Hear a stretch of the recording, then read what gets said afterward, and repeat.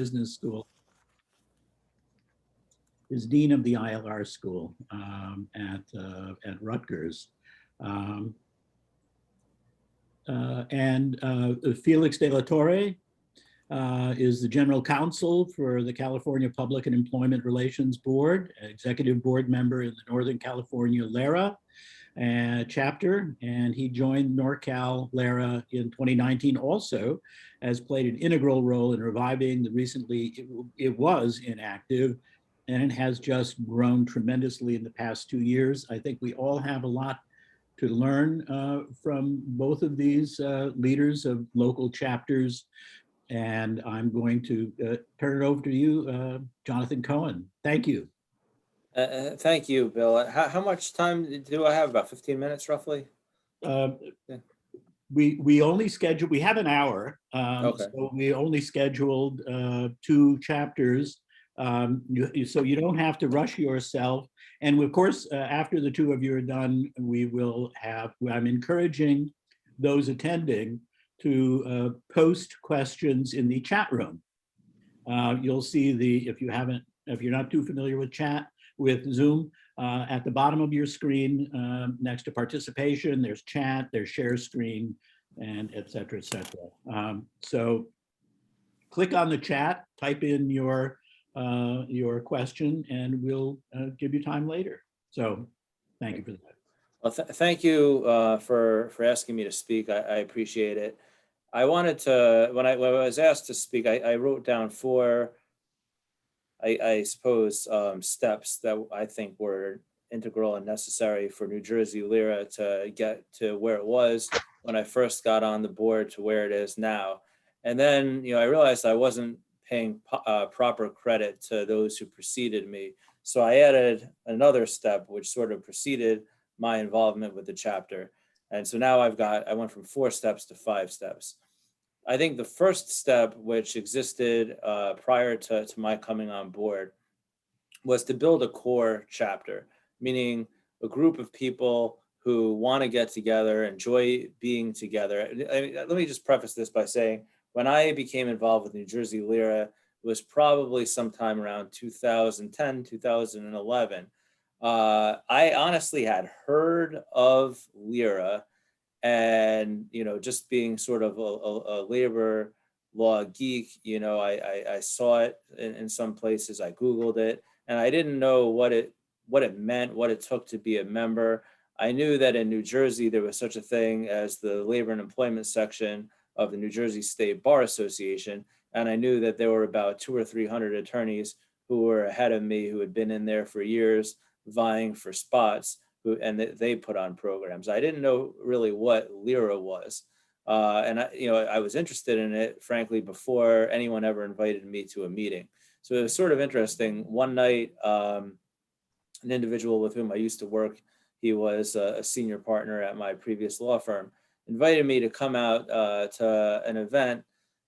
I believe the topic, even though we were New Jersey LERA, was an initiative that had sprung up potentially in Vermont in coordination with the Affordable Care Act that there were proponents of, that would have created something like a Medicare for all system, basically in Vermont, using the Affordable Care Act as a basis. So I come out to the event, and it was at the local Sheraton.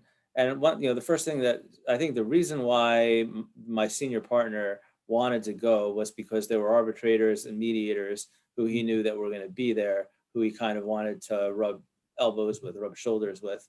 And when I got there, I was struck. There were probably only about 15 or 20 people, but the 15 or 20 people who were present clearly wanted to be with each other.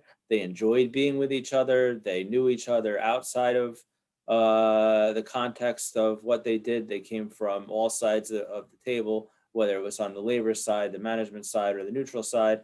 And they enjoyed being together in this space where they could kind of let their guard down, listen to a presentation, have a cocktail if they so choose, have a nice meal. And that was my introduction to LERA. So I'd say what preceded me in New Jersey LERA, what preceded my involvement, was building a core chapter, a group of people that are involved, that want to be together. Okay, so none of the things I was going to talk about had that sort of necessary base element, because I think without that foundation, you can't have the rest of the things that I think we helped grow. Now, I don't see them in the room today, but if someone were to ask me today, as president of LIRA, as I currently am, what do you think about doing a meeting about Vermont?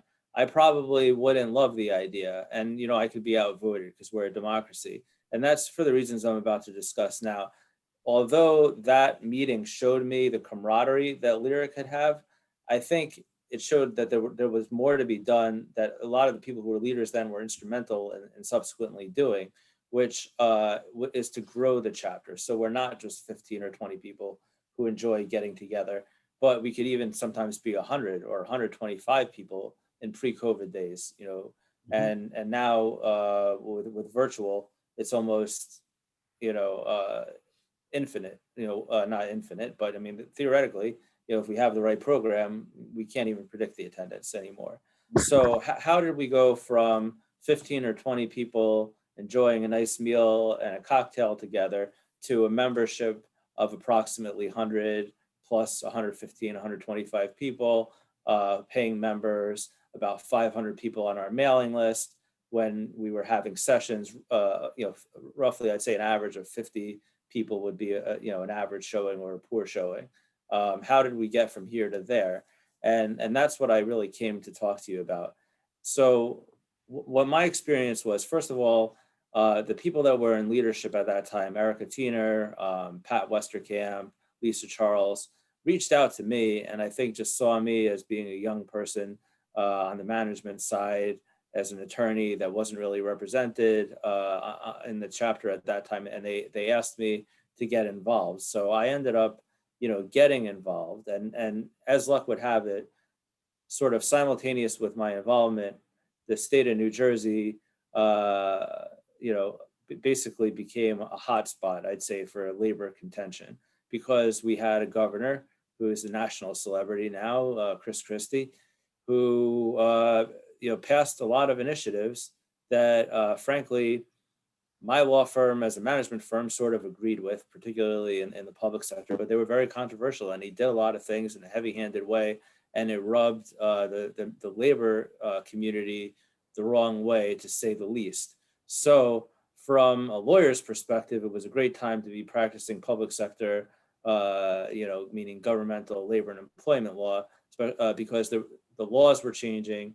Everybody was interested. People were at each other's throats, though, however, and a lot of the institutions that exist for New Jersey people in the labor community to get together were kind of becoming divisive and falling apart.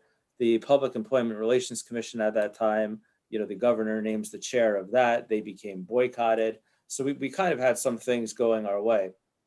And, when we met, what we do is we meet in the summers, usually July or August, and we have a reorganization meeting. So at my first meeting, we sat down, and it was really me and a couple other people that were coming up with a lot of the ideas at that time for what meetings might take place the upcoming year. And what we typically do is we meet once a month, at a restaurant or hotel or something like that, pre-COVID days. And we have, 2 or 3 speakers. We try to do 3 speakers, so it's sort of tripartite along the LIRA lines, with, one management, one union, one neutral. And that's our general outline. So when we were planning programming for that year, in my mind, because I was doing a lot of the management side government work, because in New Jersey, we've got, for those of you who don't know, we've got about 600 towns.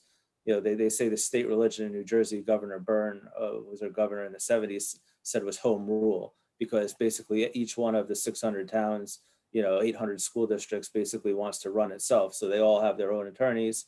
State has its own attorneys. So there's a lot of public sector labor relations work to be done, whether you're on the union side or the management side. So when we had the programs about some of these things that were going on that Chris Christie had initiated, he took healthcare off the table and said, if you're negotiating in the public sector, I'll just give one example, not to go crazy into everything. Basically, traditionally there had been no copay for public employees. Now you're going to have to pay a significant portion of your insurance, and we don't even trust Jonathan Cohen to negotiate it on behalf of management. So it's going to be this. Unions went crazy. So another one was interest arbitration. From now on, arbitrators can't just write any awards giving raises that they think are appropriate for police and firefighters because they can't strike. It's got to be limited to a certain percentage. So everybody was going nuts, but they also wanted the answer on what these things had to do with. And we as LIRA could, with a straight face, say, we are a neutral organization. We're not controlled by anybody. So we put on a presentation, and I think we had like 115 people, and we're like, wow, what's going on here? We've never, I started with 15 people and now there's 115 people. So that leads me to the first step that I think we saw after our first year, at least with me on the board, which is identify key constituencies in the local community. So from that, what we learned was, if we put on public sector in New Jersey, because of the way this state is set up and our mailing list, if we do meetings that are geared toward police, teachers, community colleges, things of this nature, we're going to get a lot of people. Okay. So, why should we have meetings about Vermont healthcare with 15 people if we can cater to a huge community like, police and police representatives, or teachers and teachers representatives? So we looked at that, and then we said, well, we still want to appeal to the private sector. So in New Jersey, what private sector industries are heavily unionized? There's, the medical industry, like most states. So we look at that. There's, we don't have huge manufacturing sector in New Jersey. We do have pharmaceutical, but, a lot of the things, you can try it, but it might not necessarily, you have to look at, who's on your mailing list, who are you appealing to? So we came to realize that if we do, government sector meetings, we will do great. The other thing we have a lot of is arbitrators and neutrals. And, so we want to have at least, one meeting, I think, a year that's catered specifically to that group. And all of our meetings, we want to make sure that if you're a neutral, it's still interesting for you. So you can come to a meeting about something that you don't do, but it's still going to be interesting. So I'm kind of blending into my second topic idea, but so we identified our key constituencies. So I think for us in New Jersey, the two biggest ones are people that do public sector labor stuff, whether it's management side attorneys, union side attorneys, union agents. NJEA is huge with us. We've got 30 or 40 members who sign up every single year with NJEA, New Jersey Education Association alone, right? So we've got that, and then we're probably about 50% neutrals. So once we've identified our two key constituencies, we know we need to play to them. And I'd say within the government, you also have police people and fire people that are on our list. So there's some attorneys that specialize in representing the Firemen's Mutual Benevolent Association, FMBA, where the Policemen's Benevolent Association, PBA, IAFF, these types of things. So, we know that we've got them. And then once we've got them, maybe we can also appeal to the other side. It's not that hard, right? So we start reaching out. That's kind of step 3. So I'm jumping ahead. So we identify the who's already our constituents, and then who we would like to be our constituents, who we would like to grow out to. One of the sort of difficult groups for us to reach are private sector management attorneys, really private sector people that do a lot of NLRB work, period. For whatever reason, we've had a hard time getting them to come to meetings unless we do specific things, which I'll get into in a second. So number 2 on my list is I'll put, building a core chapter, I put 0. Number 1 is identifying key constituencies in the local community. Number 2 is to design programming to cater to your core audience. So, at this point, I would say it's become a lot more formulaic recently over the last couple of years than what it was when I started. It's almost a given now what our meetings are going to be. We do about 5 or 6 meetings per year. I could pretty much tell you beforehand, we're going to have one meeting that's specifically designed for, sort of the law enforcement community in some way or another. There's going to be one meeting at least that's designed primarily to teachers and the education community. There's going to be probably one meeting that bridges both those groups and goes beyond that to just the larger government sector employers in New Jersey, meaning every state local subdivision, everybody but federal government employees. And so that's like 3 of our 6 meetings right there. Then we're probably going to have a 4th meeting that's going to be specifically targeted toward neutrals. Whether it's a red light, green light, or something else, we're going to have a meeting that's so designed toward neutrals. So basically, you've got 4 of potentially 5 meetings already booked before you figure out what next to do. And then what we've been doing lately is an NLRB meeting, which I'll kind of get into how we got there. And so that's basically 5 of the potentially 6 meetings booked. We do an NLRB meeting, and then usually we'll have a 6th meeting that's sort of whatever's hot, right? And sometimes we leave that open to kind of wait and see what the year brings, right? Because in the summer of 2019, who would have known that COVID? We never heard of COVID-19. So who would have known that we ended up having, I think our last meeting of the 1920 season was about COVID stuff, if I'm not mistaken. So that's kind of how we design what we're kind of shameless in that regard. We want to get the most people possible to each one of our meetings, and we want to expand our membership through our meetings. So that's why I had I think the Vermont, not to knock it, the Vermont Healthcare for All meeting was very interesting, but it's not something that I would vote for as president now, because I don't feel like that's something that I can get 100 people to, right? It's something that I could probably get the 15 people that like to have drinks together to, but maybe not 100 people, because it's what they do day in, day out. Number 3, strategic partnerships to grow the organization. Okay, so this kind of flows naturally out of my last point. With regard to strategic partnerships, so we say, okay, we don't seem to get a lot of people from the private sector, NLRB type, whether management attorneys, whether it's private sector unions like the Teamsters, things like that, who primarily do private sector work, even though in New Jersey, we're so public sector oriented that the Teamsters do have a lot of government units. But you understand what I'm saying, the construction trades, things of this nature. So what we did was we got, we actually really lucked out, because and I don't want to embarrass him, but David Leach, who is the regional director for the NLRB, when he was installed, it just so happened, and this was one of these kinds of fits of luck, that there was another guy who was very popular, who was outgoing. His name is J. Michael Leitner, I believe, something like that.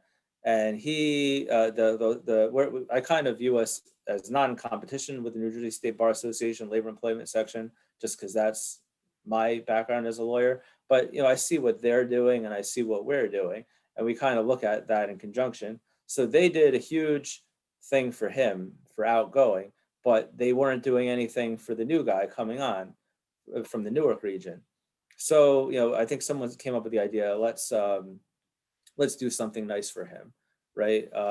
And it turned out that he never forgot that, and he appreciated it. So when someone had the idea a couple years later, let's ask David Leach if he'll join our board, it turned out that he basically jumped through every bureaucratic hoop possible to get permission from the National Labor Relations Board to let him be on our board. And I think we had certain constrictions. We couldn't advertise him as being a regional director in our advertisements and things like this, but we got him on our board, right? So by having him on our board, all of a sudden we had a guy who knows very intimately, probably has weekly phone conversations with every member of the National Labor Relations Board. I don't know how that works, but he knows them, right? So we every year, basically, since he's been on our board of trustees, we've had members of the National Labor Relations Board, if not the chair of the National Labor Relations Board, or the general counsel of the National Labor Relations Board, come and speak. And all of a sudden, when the regional director sends an email to a group that he chairs, like the bar bench practice group. Now a law firm that we could never make inroads with, one of these white shoe law firms or whatever, they're based in Newark, New Jersey. Usually it's about an hour ride, in traffic to get to where we want to get to. They never come. All of a sudden, they're coming in droves, with bringing with them 6 or 7 associates that we can add to our mailing list, because they all want to meet, these board members. So even if we only have them once, we can make that impression, and almost invariably we're going to get some contacts, or 1 or 2 of them, even if it's 3 people out of 100 that join our mailing list and become members. That's something. So that's a success. So we're making inroads. So doing that has been really helpful. We also brought on Ken Eggers from AAA, knowing that we have a constituency group of arbitrators and neutrals. What better than getting someone who's high up in the AAA to be involved, the New Jersey State Board of Mediation. So one thing we really did was we used our executive board. And I think this is a tight balancing act for us. I don't want to speak on behalf of other organizations, where we wanted to add people to our executive board who both serve the key constituency, were important figures within key constituencies that we previously identified, but also we're not just putting them on so they could be on our letterhead. We want people who are actually going to come to our meetings, who are actually going to be willing to organize a meeting, who are actually going to be willing to get on the phone and try to get people to come to our meetings. So, I've seen some chapters that, not to name names, where the list of board members sometimes looks to me bigger than, like, I came to your meeting, you've got 15 people here, yet your board of trustees has 30 people. Where are they all, right? So not, and not everybody can make every single meeting, but, we want to have a working board. So I don't want to just get somebody on our board because they're with AAA. I want to get someone with our board because they're on AAA and because they're willing and active and interested in LIRA. So we did that, and I'll tell you, the result of that is that the board now is a lot different. Instead of bright-eyed, bushy-tails Jonathan Cohen, speaking to Lucille Alfano, who's now my vice president, and walking in with 7 ideas, and then the board basically picking 4 of them for 4 of our 6 meetings. I'm lucky if any of my ideas are meetings now, because we've got such a working board now who represent the key constituencies, that by the time we sit down, they already have ideas in terms of what needs to be done. So the last piece that I add would be number 4, creating value for membership. So now, we've got these board members, we're getting people to our meetings. How do we incentivize people to be members and to remain members? And, during COVID, one thing that we've done is to make people pay if you're not a member. So if we're putting on an online presentation, with or without continuing legal education credits, which tends to get the lawyers in, if you're not a member, we make you pay, not a ton of money, but maybe $10, $15, $25. And if you are a member, you don't have to pay, because if being a member doesn't get you any value, why join?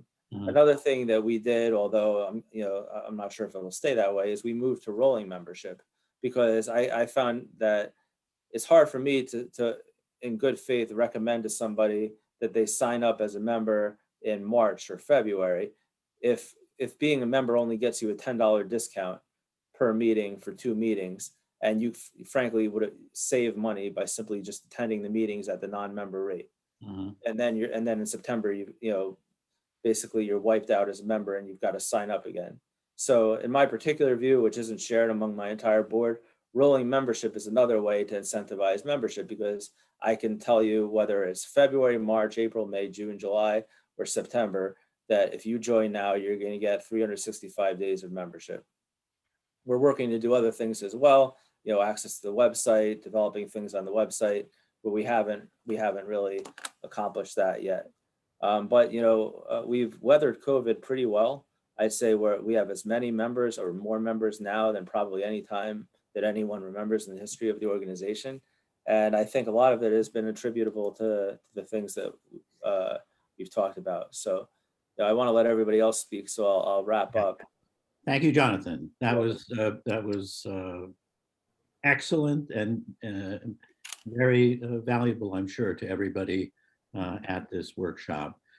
Felix, I'm not going to take any of your time, so please step in and share with us what you have from Northern California. Thank you. Thank you for inviting me to speak to this group. For us in Northern California, we're a revived chapter. There was actually 2 chapters in the area that were independent. There was the Sacramento chapter and there was the Bay Area chapter. And what this chapter is a combination of the 2. The Sacramento region and the Bay Area region are different regions, but we interact with each other so much that it only made sense that we combined ourselves into one chapter. But I think for us, everything really starts with our leadership. We have a leadership that's committed to building an association that encourages and supports, values and strategies that foster, I would say, creative ways to deliver quality content to Northern California's labor and employment professionals. I can't say enough about June Payoyo, who's our president. June's a mediator here with my agency. He's with State Mediation and Conciliation Services. Hal Ruddick is from the union side. We have Renee Main, who's absolutely wonderful. Renee is really just the one who got this going and who has made herself extremely committed to making sure that we grow and we become a force in Northern California. And Janine Braxton, our secretary, has really stepped up tremendously. I mean, she really takes over certain programs and just does wonderful work with them.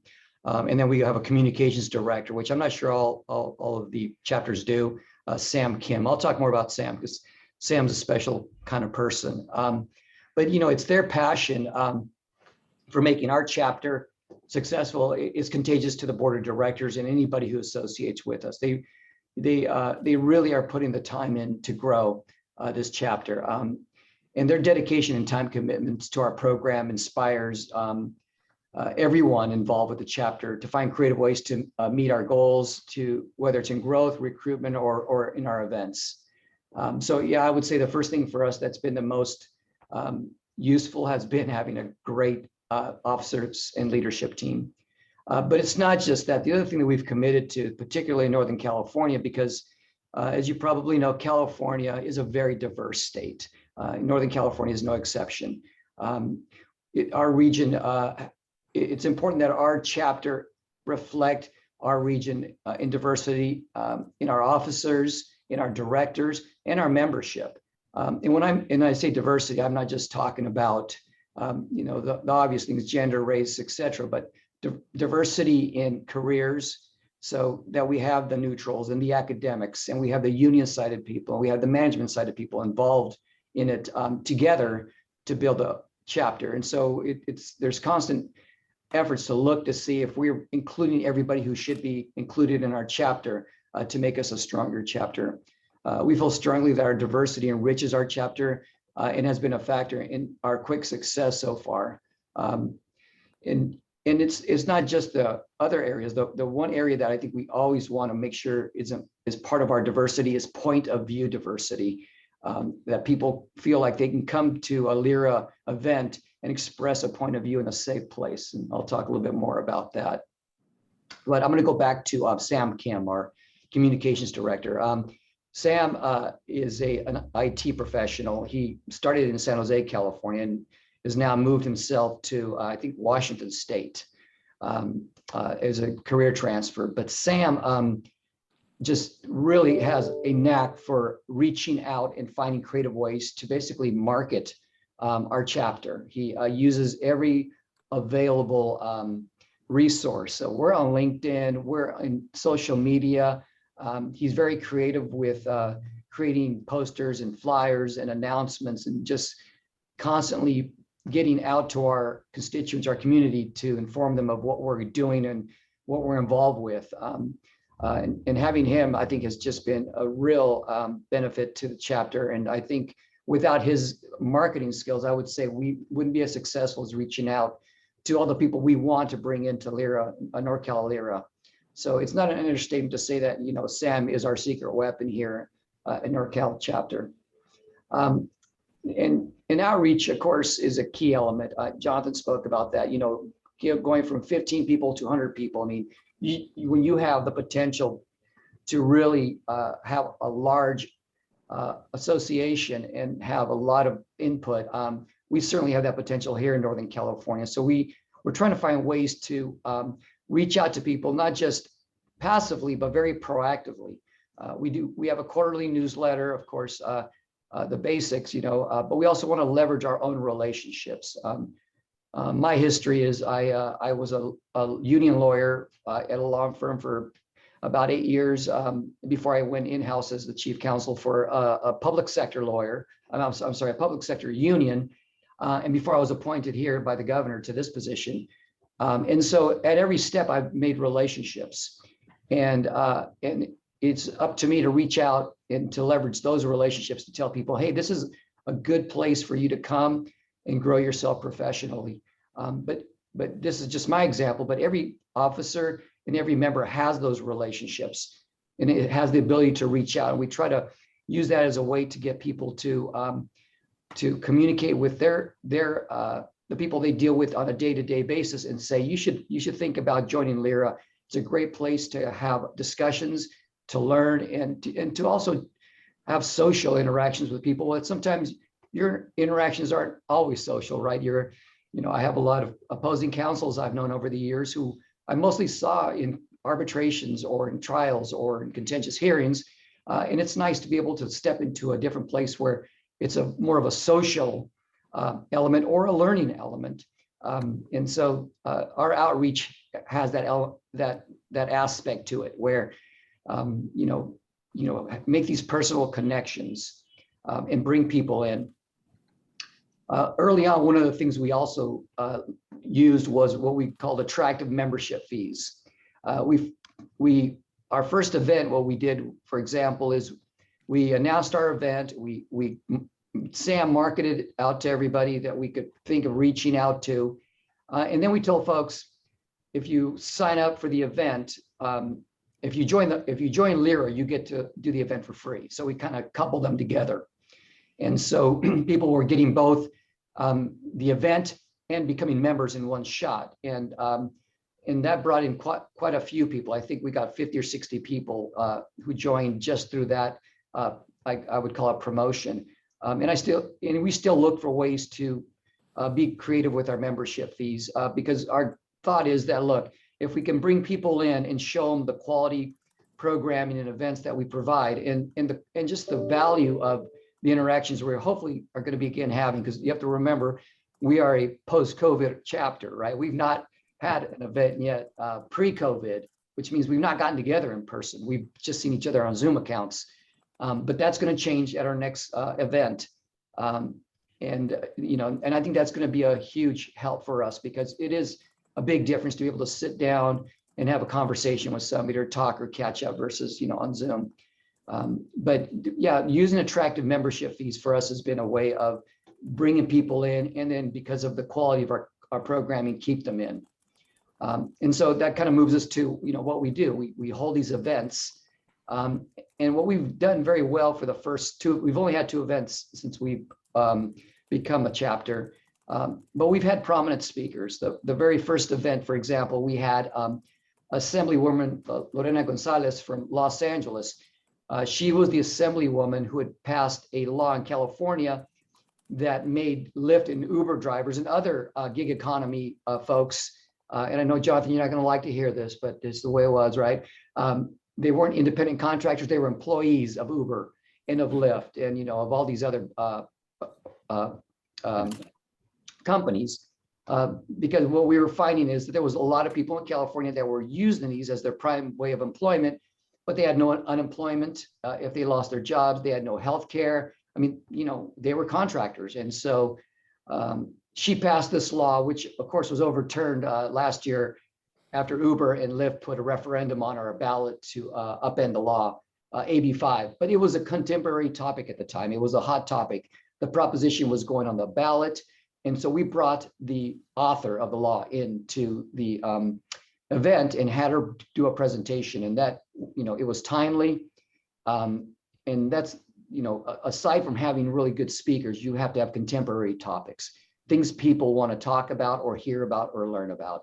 And at that time, the idea of whether these independent contractors really were independent contractors, and whether it was good public policy to have a huge swath of your workforce in a situation where they have no health care or any other labor protections afforded to employees versus contractors, was, I thought, a very good way to start us off. And then we went from that to the post, I'll call it the riot in Washington at the Capitol inspired us to have an event about, what can employers do if their employees engage in these types of activities off work. And we saw stories of people being fired for being identified inside the Capitol rioting. And we thought, well, if you're an employer, are you safe to fire somebody? Are you safe to take action against somebody? So we had this event called Can You Really Say That? And two of our panelists were the regional directors for the NLRB. We have two regions that intersect California, 32 and 20. And we were able to get both of them on the panel, as well as several other prominent speakers, to talk about this issue as to what can you say and do off duty that still can impact your employment. And again, because of the freshness of what had happened in Washington, it drew people in. They were curious to know. And of course, a lot of management side employers told me they kind of were curious, like, how do I advise my clients, my employers, when they come to me and say, my employee was filmed, at an event in downtown Sacramento where there was, violence or something happened, can I do anything, or what should I do? And this was a really good forum for that discussion. And so what we want to do is continue with that idea that all our events should be contemporary. They should bring in as prominent as speakers and experts in the areas as we know, whether they're academics from the universities or whether they're like the authors of the laws or whatever we're dealing with.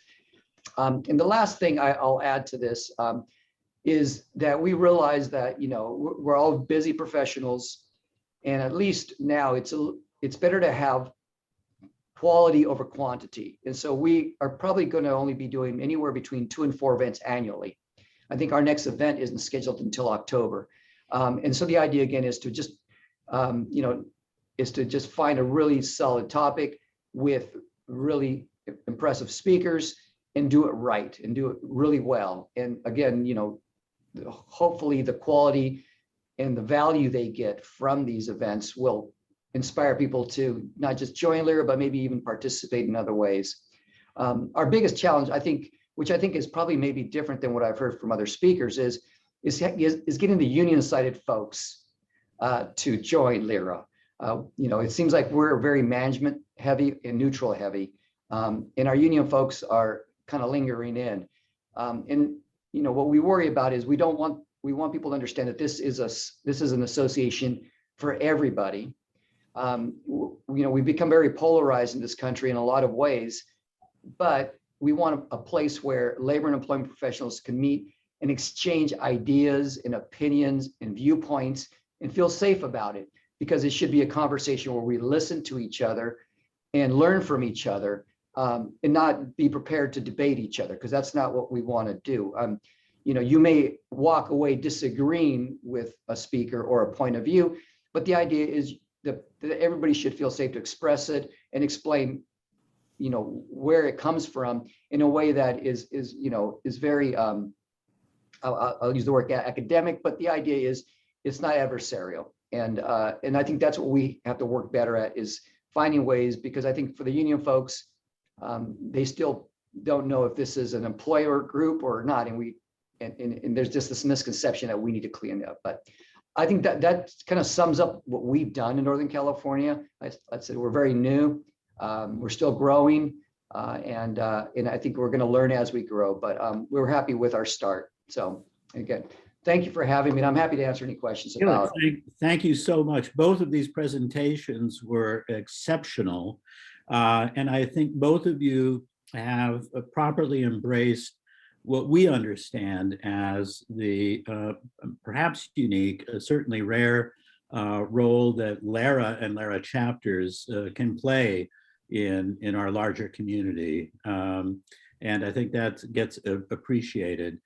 Here in Tennessee, our motto has been, feel free to adopt it. It has been, we bring light, not heat, to the conversation. Beautiful. And I think that echoes what you were saying in other words. But if you're in marketing, putting it in something memorable doesn't hurt, and it emphasizes LARA's special status as an organization that's timely, relevant, and has this diverse set of constituencies that come together to communicate, to speak, but also listen. And so thank you both so much. And the practical things that you've done are so good. In terms of questions that have been before us in the chat room, we have a question that I think is relevant more for Jonathan, but perhaps relevant for you too, Felix. How did you go about changing the board? Specifically, how did you get active members to non-active members to step aside and identify and make sure you were getting active, engaged people to be on the board? I know, Jonathan, you is something really relevant to your experience. Well, I'm happy to say that we didn't really have to ask anybody to leave that I recall. When I started on the board, it wasn't so much a problem that the board members weren't engaged. We did have engaged board members. They were mostly neutrals, and they were happy to get an infusion of sort of new blood in and just kind of rotate it off. So, I mean, hypothetically, because of the way that we run, I wouldn't put a litmus test, like in terms of if you don't come to 2 meetings or something like that. Like some other boards that I'm part of, I'm a member of a board for addicted women. Basically, it's a house. If you don't come to 2 meetings when the board sort of sits together and figures out how we're going to apportion funds and run programming and things like that, you, according to the bylaws, you get kicked off. Mm-hmm. For LARA, I can't see how that would work, because I don't necessarily expect all of our board members to come to all of our meetings, but I would, as the president, try to exercise some oversight that all the board members are mm-hmm. doing something, contributing in some way, whether it's by organizing one of our seminars, whether it's by regularly coming to meetings, doing something like with FMCS to try to bring money into the organization, or IT or something like of that nature. But if there was somebody on the board who really wasn't doing anything, I probably would. We did have that situation come up this year, and I think sometimes you just have to gently nudge that person and say, do you really want to be a board member? Mm-hmm. Because I think sometimes when it happens, it's because an organization says, well, we want somebody from I don't want to name a real law firm, but we want somebody from Dewey, Slocum, and Howe, to be on our board. So let's pick their labor and employment partner, right, and ask them if they want to be on their board. Sure, why not? So you got this big name management attorney on your board, but he doesn't care. Probably, he would be fine with you taking him off, is my guess. If he never bothered to come to a meeting in 2 years, does nothing for you, my guess is that, maybe you should send him an email and ask him politely if if he's really interested in being on the board. I mean, in my opinion, I think that just having someone for their status isn't enough. You want people who are engaged. Yeah. We work with Rutgers because Rutgers has a very vibrant chapter. So we do programs with Rutgers, and we have people from Rutgers on our board.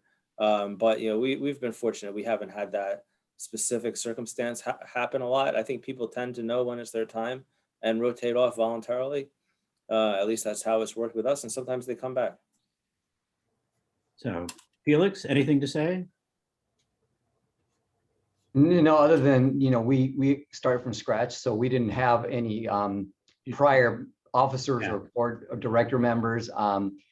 Only again that I think, when I think Renee and June launched our new chapter, they sought out people that they already knew would put the time in and bring quality to the chapter. And so I think that's, again, a big help for us that we started off with a great leadership team that was, I would say in some ways, I'm not touting myself here but Renee hand selected people and reached out to people and had conversations. And I think she did so with the idea that these are the right people at the right time. Another question for both of you. Are your chapters at your sessions offering continuing legal education credits? Or if you have SHRM members, are you offering SHRM credits to people who attend? So I answered that in the chat. It's been an issue of debate in terms of CLE.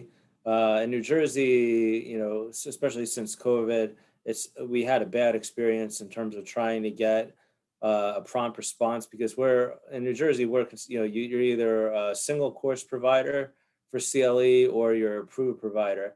If you're an approved provider, it's a lot easier to offer CLE credits than it is if you're a single course provider. One way that we offered CLE credits this past year was by partnering with the Garden State Bar Association. New Jersey's the Garden State, if you didn't know that. Which is the primary African-American Lawyers Association in New Jersey. And we did a program for the police community and for a general interest also regarding police unions and sort of social justice initiatives generally, and whether the two were helping each other or perhaps working in loggerheads. And because the Garden State Bar Association is part of the New Jersey State Bar Association's program for automatic educational credits, we got CLEs and we had a nice turnout for that event. So we try to be a little creative to get CLEs and to get groups like that to the table. We haven't done SHRM. Like I said in the chat, we just named as a new board member, John Sarno who's the head of the Employer Association of New Jersey. We don't have a lot of HR managers in our group. So when we identify core constituencies, we don't have a lot of HR managers right now. So by getting John on board, I know his membership is largely HR managers who maybe 50 to 500 employee organizations that don't want to hire a lawyer every time that they write a new policy. So they're part of his organization. So maybe as a result of that, we'll start getting some people who are HR people who might be interested in SHRM credits. And then if that happens, then I'm sure that's something that, my successor or someone down the line will explore. We haven't done that yet though. Okay, thank you very much. Let me look through here. I think that there are certain constituencies, as you pointed out, labor in your cases that have been a little sticky to bring in outside private sector unions in New Jersey and some elsewhere. And I think that depending on where you are in the country, that can be a problem that is addressable, but there are always characteristics of local culture and organizations and constituencies that can impact how much they are ready to get involved. Here in Tennessee, 20 plus years ago, when we were first starting, we were able to bring on, similar to your experiences, some really active, engaged people with major organizations that sort of bridged labor and management. The TVA was very important, for example. The local FMCS was quite useful, and several others. TVA, Tennessee Valley Authority, which bridges 7 states, but is very powerful and influential here in Tennessee. And when they became involved, they brought on a lot of their labor relations professionals, and then that brought on about 13 unions. So, and similarly with people in the American Arbitration Association who were here. If they were doing stuff, people wanted to be there to let them know we're here to support you in your presentation. So that can be good too. All right, we're at 12:21. The mic is open if people would just, instead of putting something on chat, to pose a question to either of our presenters. Well, we have silence. If I could just respond to something that you just said, Bill. I didn't identify labor particularly. I think Felix did. Yeah. It's true we don't have a ton of private sector labor people what I who come heard. to our meetings. I'd say of more, I guess, to me, distress it has been the inability, despite my best efforts, to get more management attorneys to come, just because that's what I am. And part of what I see is we have a ton of neutrals, right? So when I've been to events with neutrals, they're trying to make business like we all are. And I think Lyra is a great place to have a drink and unwind, but it's a business event. Mhm. So I'd like neutrals to be able to meet management and union attorneys and union representatives who have the ability to select neutrals. And because that brings out more neutrals, and that brings out potentially management attorneys and union attorneys. I'm speaking from the mentality of a management attorney, and this is something we still haven't fixed yet. But the idea is this: I know that neutrals want to meet management attorneys because management attorneys can potentially select for their client who will be the neutral, and neutrals know that. And I want it. So now I want management attorneys to know, if you come here, you're going to meet so many neutrals that when you get a list, right? Because that's from AAA or whatever, the New Jersey Public Employment Relations Commission, that by being a member of Lyra, you're gonna no longer say, okay, I don't know this guy, I don't know this woman. You're gonna say, okay, I know these people from going to meetings with them. So we'll try to sell it that way, and that's to highlight that. And I think with union reps, part of the problem is, one thing that we do is we accept purchase orders. Right, it may be antiquated to some of our younger people, but sometimes that's how union organizations pay. So if I only take credit cards, it might be hard for me to get a union representative, for instance, from a PBA local in some town to come. So I mean, we try to do what we can to reach out and still come up with more ideas as time passes. That's meeting people where they are matters. You're right. Okay, any other observations? Emily, are you there? Yes, I'm here. I'm just muted.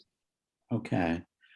Is there anything you want to share about the workshop, about moving forward from the Lyra perspective?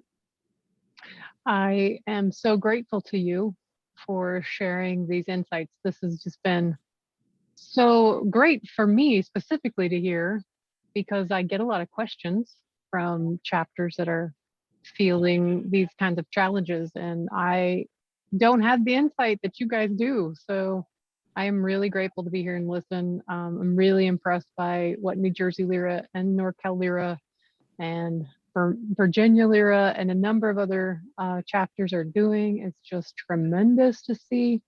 One thing I would like you to know is that when we market your chapter events in our e-bulletin, we are also marketing them to all of our social media outlets. We have like 11,000 people in our LinkedIn group. I don't know how many we have on Facebook and Instagram, but the numbers are pretty sizable. So please get us your events and we'll make sure that they get promoted. We always are happy to take feedback and ideas for new ways that we can support the chapters. In fact, everything that we do for the chapters now has pretty much come from minds like this and from the National Chapter Advisory Council. And if any of you are interested in joining the National Chapter Advisory Council, please talk to Bill or Bonnie. They're the chair and the vice chair. That group has just been really instrumental in bringing the chapters to the forefront of the organization. You guys have 3 votes on our board. You are represented in a different way than you ever were in the past 5-6 decades of the organization, now moving into our 7th decade. Not moving, we're in it. Going to move into our 8th. The importance of the chapters is, as Bill likes to say, it's where all the vitality comes from. And we recognize that and we want to support you. So please feel free to reach out to me if you have any ideas for new initiatives or different ways that we can support you. And one of the ways that we can do that is by creating a network where you guys have a standing meeting to talk to each other, because the chapter officers in one unit are the best resource for the chapter officers in another location. So if you guys wanted to have a standing, like, quarterly Zoom meeting with the same link and the same time, we could certainly set that up. And thank you so much for everything you're doing. I'd like to point out to the two presenters and to others, the LARA bylaws require that LARA members be a member of a local chapter.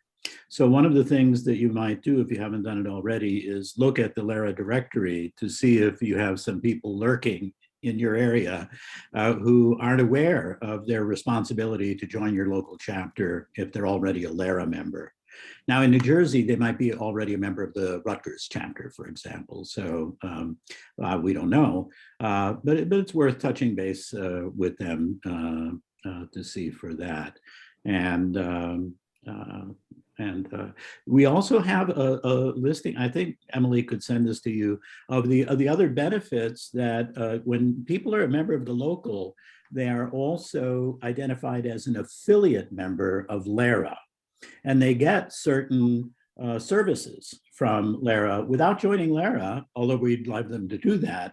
But they, and if you send LARA people, local members, email addresses, here in Tennessee, we've done that for a long time, then they can get communications from and get access to these. For example, the monthly e-newsletter would be sent to them directly. And that's a very useful document with a lot of links.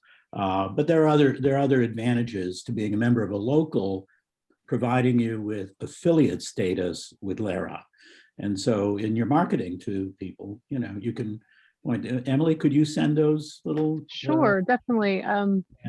And Jonathan was speaking about providing membership benefit value for that membership. Why do people pay their dues? I mean, this is another reason they pay dues to you, and you get a whole nother list of, you know, value to add to that list. And that would be access to all of our online publications. Those are fully searchable, 75 years of LARA publications that people can search through and sort and look through. Access to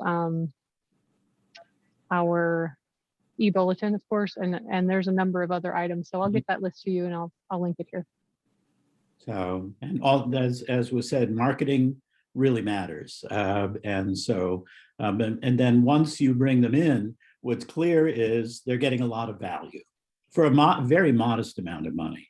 And so I think that, you know, LARA is one of those great voluntary organizations that is part of our civic culture. It's why I treasure it.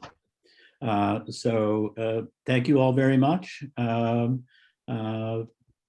Felix, Jonathan, really extraordinary presentations with great value to everybody. I appreciate it, and best wishes for continued success with your chapters as you move forward. And I look forward to seeing you at future LARA meetings. I'm sure you'll be on the program. So anyone else have anything to say? Oh, I see Deb Miller has her hand up. Deb? Yeah, I have one quick question. So Buffalo, you know, we have the metropolitan area, and then we're sort of surrounded by some rural counties. And I'm just wondering if anybody has any opinions on, like, as far as geography, how far you feel that people are willing to travel for a meeting, right? So we have people in a community that's probably maybe 35 miles from the Buffalo metropolitan area, where there's like a whole nother set of you know, labor reps and business representatives that I feel like may be interested in this, because definitely, because they're a smaller community, wouldn't really be able to put something like this together for themselves. They just don't have enough people there. would they be willing to travel in your, I mean, obviously you don't know my region, but in your experience, how far are folks willing to travel? Well, Deb, I think given that you're in Buffalo, you might try to schedule more in-person activities in the warmer weather, because I know we have 10 feet of snow in the winter coming off Lake Erie. So, and they might not want to be out after dark in a lake effect blizzard. So I'm Correct. just thinking. It's not as scary as everyone who doesn't live here thinks it is. But regardless, I mean, do we think that folks would get in a car and drive for 35 minutes, 40 minutes? Sure, I think so. Okay. Yeah. We have that issue in New Jersey, because the thing about New Jersey is you could get almost anywhere in a short amount of time. People are very spoiled here, so I can't really speak on behalf of the states where you drive an hour or two to go to a baseball game, right? I mean, I think we're about a 3-hour radius from about 6 or 7 major league ball clubs. Yeah. But you know, in South Jersey has basically its own labor community that, you know, is closer to Philadelphia, and no matter what we try to do, we usually can't get them to come to meetings. I think part of the issue is if your meeting is a dinner seminar, you know, who wants to drive 2 hours for a 2-hour dinner seminar and then 2 hours back? You know, if you've got a family, you've got a life, you might not want to do that. So, you know, And sometimes Philadelphia is very close. They have a very good chapter in Philadelphia. they do. Yeah, I mean, that's when you were talking about Rutgers, Lyra, you know, in terms of who our local members are. I mean, you could be a member national, be in Long Island, be in New York, be in Rutgers, be in Philadelphia. So it's hard for us to know. But I mean, I guess the only point to the question that was asked, you know, maybe virtual is an opportunity to get people in who might not otherwise. You know, so we tried to use this past year as a way to have virtual meetings and target and get people from South Jersey who might be more Philadelphia people to come and hear from our chapter. I'll just draw everybody's attention. Emily has posted on the chat board the link to the affiliate benefits that are on the LARA website. So you might want to grab that so that you, for future reference. Thank you, Emily. Deb, you know, when I was president of Long Island, well, the Long Island chapter was Suffolk County and Nassau County. So we alternated our meetings between the two counties, and then we tried to meet also in the middle. So Right. Yeah, I think that's a good idea. And even within the Western York area, we call the South Towns and the North Towns, right? You have Buffalo in the middle, and then the North Town suburbs and the South Town suburbs, you know, moving things around a little bit and making things a little more convenient for people. And so maybe when we're doing the Southtown stuff, we will be able to draw people from what we call the Southern tier, which are the even more South people in the counties that I would like to try and incorporate in our Western New York chapter. That might be a way to do it, is by moving things around and making it a little closer for some of those people in the outlying areas. yeah. Well, everyone, thank you for being here. I think we've reached pretty much the end of our allowed time.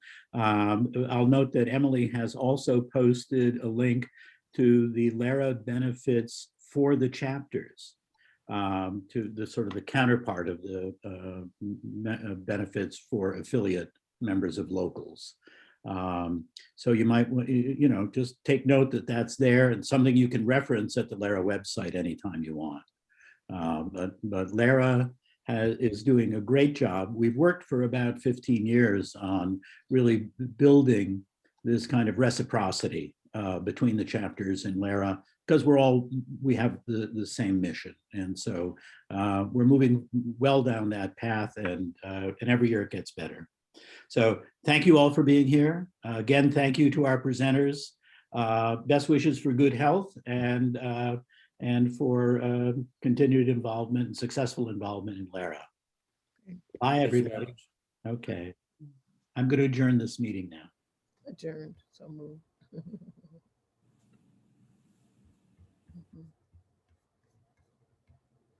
Let's see.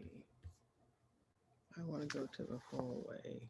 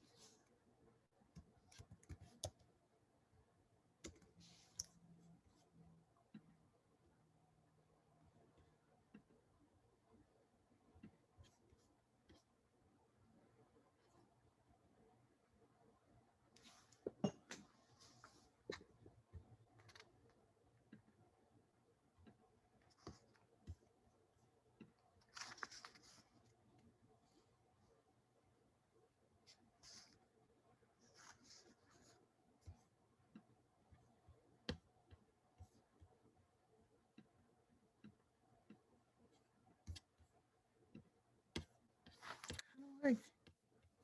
Oh, leave right here.